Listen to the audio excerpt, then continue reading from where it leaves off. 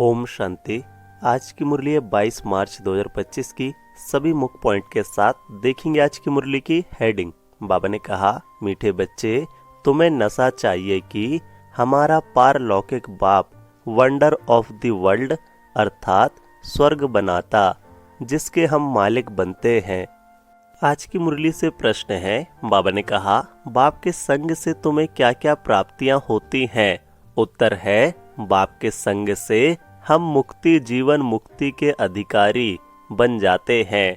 बाप का संग तार देता है अर्थात पार ले जाता है। बाबा हमें अपना बनाकर आस्तिक और त्रिकालदर्शी बना देते हैं। हम रचता और रचना के आदि मध्य अंत को जान जाते हैं। आज की मुरली से गीत बजा है धीरज धर मनुआ। आज की मुरली से पहला मुख्य पॉइंट है। बाबा ने कहा, यह बेहद का बाप बैठ समझाते हैं। यहाँ तुम आए हो पारलौकिक बाप के पास। पारलौकिक बाप है स्वर्ग स्थापन करने वाला। यह कार्य कोई मनुष्य नहीं कर सकते। इनको ब्रह्मा को भी बाप कहते हैं। हे श्री कृष्ण की आत्मा, तुम अपने जन्मों को नहीं जानती हो।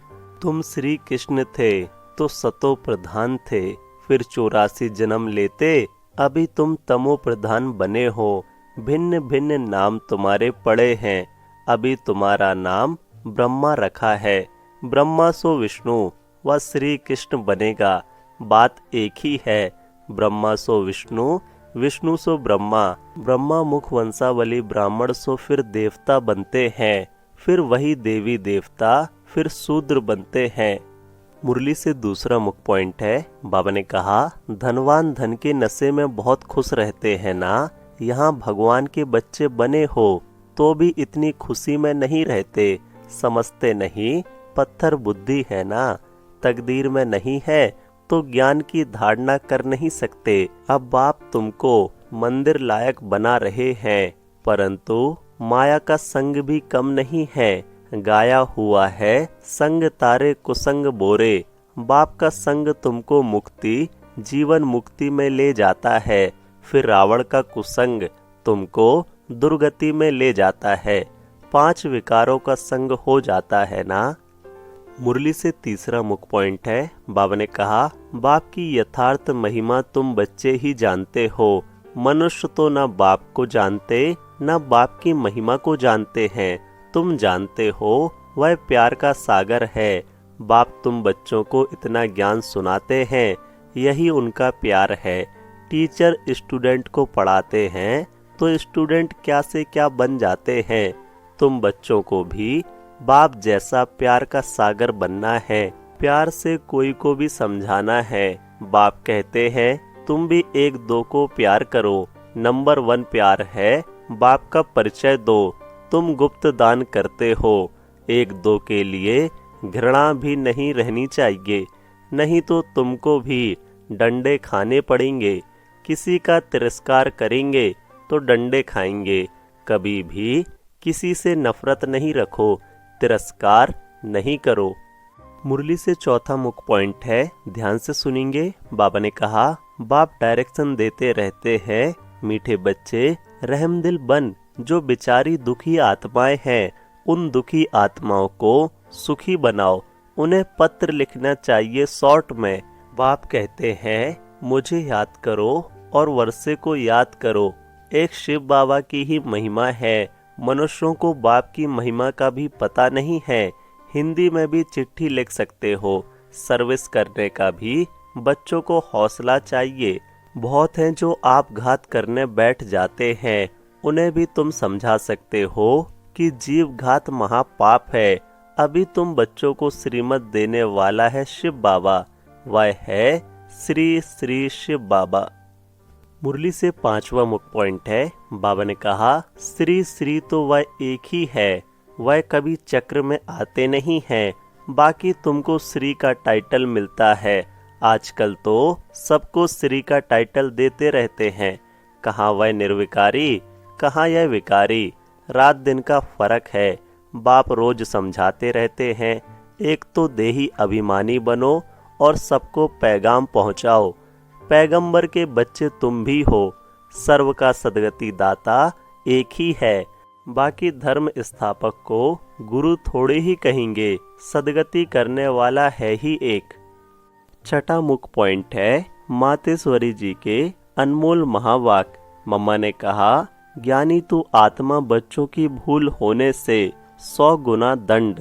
मम्मा ने कहा, इस अविनाशी ज्ञान यज्ञ में आए साक्षात परमात्मा का हाथ लेकर फिर काटने अकाटने अगर उनसे विकर्म हो जाता है तो उसकी सजा बहुत भारी है।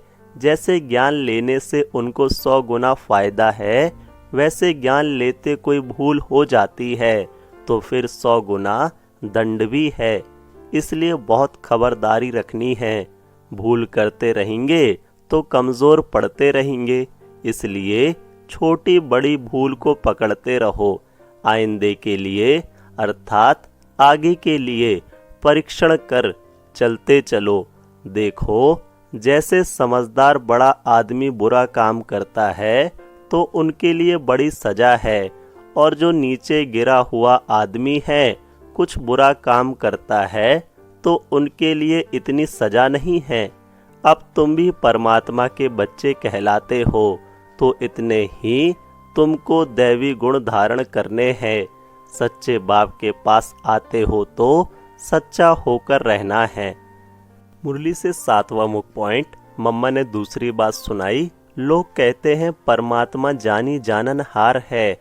अब जानी जाननहार का अर्थ यह नहीं है कि सबके दिलों को जानता है, परंतु सृष्टि रचना के आदि मध्य अंत को जानने वाला है। बाकी ऐसे नहीं, परमात्मा रचता पालन करता और संहार करता है तो इसका मतलब यह है कि परमात्मा पैदा करता है, खिलाता है और मारता है, परंतु ऐसे नहीं है। मनुष्य अपने कर्मों के हिसाब किताब से जन्म लेते हैं। इसका मतलब यह नहीं कि परमात्मा बैठ उनके बुरे संकल्प और अच्छे संकल्पों को जानेगा। वो तो जानता है कि अज्ञानियों के दिल में क्या चलता होगा। उसी के आगे मम्मा ने कहा, 8वां मुख्य पॉइंट। सारा दिन मायावी संकल्प चलते होंगे और ज्ञानी के अंदर शुद्ध संकल्प चलते होंगे। बाकी एक एक संकल्प को बैठ थोड़े ही रीड करेगा। बाकी परमात्मा जानता है अब तो सबकी आत्मा दुर्गति को पहुंची हुई है। उन्हों की सद्गति कैसे होनी है, यह सारी पहचान जानी जाननहार को है। अब मनुष्य जो कर्म भ्रष्ट बने हैं उन्हों को श्रेष्ठ कर्म कराना, सिखलाना और उनको कर्म बंधन से छुटकारा देना, यह परमात्मा जानता है। परमात्मा कहता है, मुझ रचता और मेरी रचना के आदि मध्य अंत की यह सारी नॉलेज को मैं जानता हूँ। वह पहचान तो तुम बच्चों को दे रहा हूँ। अब तुम बच्चों को उस बाप की निरंतर याद में रहना है, तभी सर्व पापों से मुक्त होंगे, अर्थात अमर लोक में जाएंगे। अब इस जानने को ही जानी जाननहार कहते हैं। अच्छा, ओम शांति। धारणा के लिए मुख्य सार है। पहला, किसी से भी घृणा व नफरत नहीं करनी है। रहमदिल बन दुखी आत्मा को सुखी बनाने की सेवा करनी है। बाप समान मास्टर प्यार का सागर बनना है। दूसरा पॉइंट, भगवान के हम बच्चे हैं, इसी नशे व खुशी में रहना है। कभी माया के उल्टे संग में नहीं जाना है। देही अभिमानी बनकर ज्ञान की धारणा करनी है। आज की मुरली से वरदान है। बाबा ने कहा, बाप समान वरदानी बन, हर एक के दिल को आराम देने वाले मास्टर दिला राम भव। डिटेल है, जो बाप समान वरदानी मूर्त बच्चे हैं वह कभी किसी की कमजोरी को नहीं देखते, वह सबके ऊपर रहमदिल होते हैं। जैसे बाप किसी की कमजोरियां दिल पर नहीं रखते, ऐसे वरदानी बच्चे भी किसी की कमजोरी दिल में धारण नहीं करते। वे हर एक की दिल को आराम देने वाले मास्टर दिलाराम होते हैं। इसलिए साथी हो, यह प्रजा सभी उनका गुणगान करते हैं। सभी के अंदर से यही आशीर्वाद निकलती है कि यह हमारे सदा स्नेही सहयोगी हैं। आज की मुरली से स्लोगन है, बाबा ने कहा, संगम युग पर श्रेष्ठ आत्मा वह है जो सदा बेफिक्र बादशाह है। अव्यक्त सारे सत्यता और सभ्यता रूपी कल्चर को अपनाओ। बाबा ने कहा, कभी भी सभ्यता को छोड़ करके सत्यता को सिद्ध नहीं करना। सभ्यता की निशानी है निर्माणता। यह निर्माणता निर्माण का कार्य सहज करती है। जब तक निर्माण नहीं बने तब तक निर्माण नहीं कर सकते। ज्ञान की शक्ति शांति और प्रेम है। अज्ञान की शक्ति क्रोध को बहुत अच्छी तरह से संस्कार बना लिया है और यूज भी करते रहते हो, फिर माफी भी लेते रहते हो। ऐसे अब हर गुण को, हर ज्ञान की बात को संस्कार रूप में बनाओ तो सभ्यता आती जाएगी। अच्छा, ओम शांति।